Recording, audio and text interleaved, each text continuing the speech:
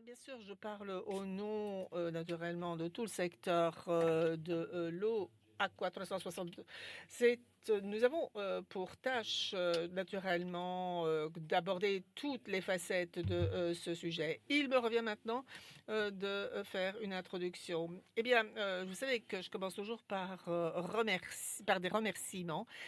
Vous êtes, tous là et comme le veut la tradition, à quoi 360, on commence par des remerciements. Donc, merci à nos partenaires institutionnels, le Bureau fédéral de l'environnement avec lequel nous collaborons depuis la première édition. Ça fait 10 ans. Ensuite, le canton Tessin, le département du territoire du canton Tessin, nos partenaires dès le début, et puis l'association des aqueducs du Tessin. Eh bien, merci infiniment.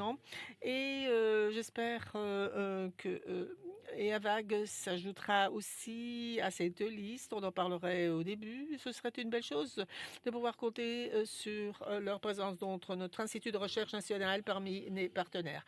Merci ensuite à nos sponsors. Il y en a un certain nombre qui nous accompagnent depuis la première édition. Brugg, Rittmeyer, Endreshauser, Ethertube, Havle, HFSO, INI, nos sponsors Gold. Et puis, il y a ATEA, l'Association tessinoise d'économie des eaux.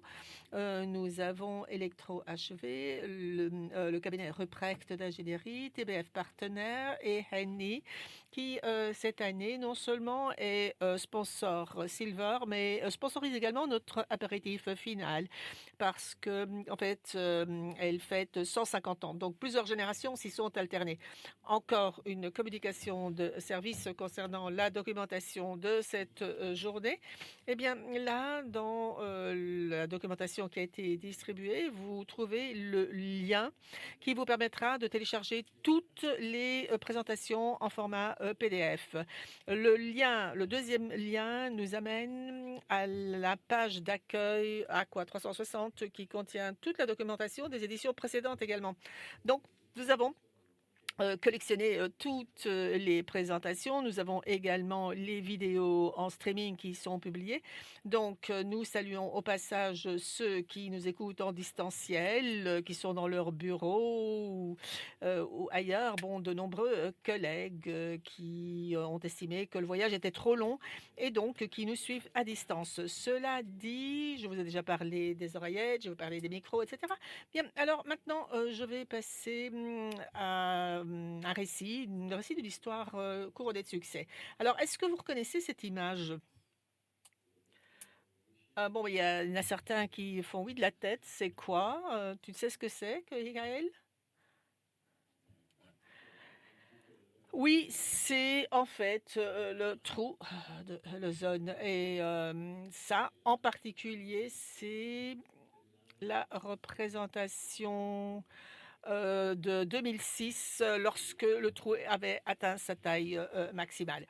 En fait, on avait commencé à en parler déjà avant 2006. Et la chose la plus intéressante est qu'en 1987, le protocole de Montréal avait été signé qui établissait une trajectoire pour interdire toutes les substances qui sont responsables de ce trou, donc les CFC en particulier, les HCFC, le chlore, le fluor. Est-ce que ça vous dit quelque chose? Et ensuite, ce qui est intéressant, eh bien, c'est que, comme on le disait, ce protocole est entré en vigueur en 89, mais en 90, on ne disait pas: «Bon, ben tout a été interdit, on va changer, d'attitude». Non, le, protocole, en fait, sanctionnera, la mise au ban de, tous ces éléments en 2030. Il a été mis à jour entre-temps et finalement, en 2030, ce protocole entrera en vigueur. Donc, ça fait 40 ans, hein, de 89 à 2030, ça couvre 2 générations. Et pour arriver, selon les estimations, à réparer complètement le préjudice, eh bien, il faudra attendre 2060. Donc, on voit qu'en 87, une décision avait été prise, décision transgénérationnelle qui aura des effets sur nos petits-enfants. Et ça, c'est une histoire couronnée de succès parce qu'effectivement, ça marche parce qu'en 2006, on avait atteint, la taille maximale de, ce trou et maintenant, on est en train d'envisager peut-être une fermeture, avant, même, mais on est, sur, la bonne voie et Kofi Annan avait même dit que, probablement, il, s'agissait, enfin, dans le cas de ce protocole, du, plus grand succès d'une collaboration internationale qui était jamais réalisé. Eh bien, si on regarde les chiffres présentés, effectivement, bon, ben, ça peut être une interprétation possible. Alors, trois générations, presque 80 ans. On parle souvent d'économie, de coûts, etc. Mais quelles auront-elles les retombées économiques de cette décision? Il n'existe pas d'études en la matière. J'ai fait des recherches, mais je n'en ai pas trouvé. Mais je crois qu'il y en a des milliards, hein. Donc, qu'a fait la recherche? Quelles ont été ses opportunités? La mise au point de nouveaux produits, etc. Bon, ben, en fait, ça, c'est cette petite histoire qu'on ait de succès que je souhaitais vous raconter. Et lorsqu'on le souhaite, on peut prendre des décisions qui ont des retombées importantes sur l'avenir. PFAS. Alors, est-ce que quelqu'un a prononcé le terme PFAS? Non, je croyais avoir entendu ça. Mais enfin bon, regardez un petit peu de plus près dans notre programme. Le mot PFAS, eh bien, n'est pas présent. Et cependant, il sera inévitable qu'on en parle des PFAS parce que c'est un sujet d'envergure. On en parle dans la presse. Bon, ben, il y a pas mal d'inquiétudes dans la matière. C'est un problème de nature globale. Donc, aujourd'hui, nous allons en parler et vous allez voir quel lien il y a avec les CFC, avec l'histoire que je vous ai déjà racontée. Qui sait? Bon, enfin bon, quoi qu'il en soit, dans le cas des PFAS, eh bien, nous pouvons dire que bon, ben, les bœufs se sont déjà échappés. Ils ont quitté l'étable. Alors, que faire? Dans ces cas-là, on peut naturellement les compter, on peut voir où ils préfèrent se rendre, voir s'ils sont encore des cornes ou pas. Tout cela, ben, c'est important, il faut le faire. Mais je crois que la chose la plus importante, c'est ce que fait un exploitant agricole, eh bien, c'est refermer pour commencer les grilles.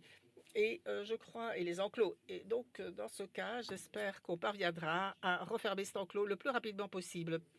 Donc, c'était là ce que je souhaitais dire en guise d'introduction. Je ne vais pas vous lire le programme, vous l'avez lu, vous le connaissez déjà. Et j'espère que ce que je viens de vous dire vous inspirera, vous permettra de débattre. On n'est peut-être pas tous d'accord, hein, très bien. On pourra en discuter. Et maintenant, nous donnons le coup d'envoi à notre journée avec nos différents invités. Alors, ce matin, comme vous le savez, il y a deux rapports qui seront un petit peu plus longs, des rapports plus approfondis. Michael Scherer, pour commencer, qui est responsable de la section protection des eaux souterraines.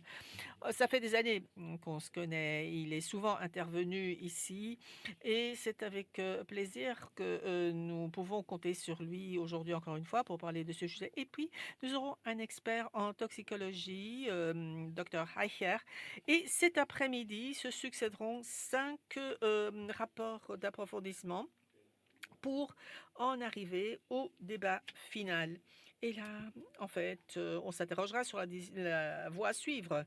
Qu'est-ce qu'on fait? On ferme les yeux et on traite l'eau au robinet ou alors on referme l'enclos en question. Qui sait?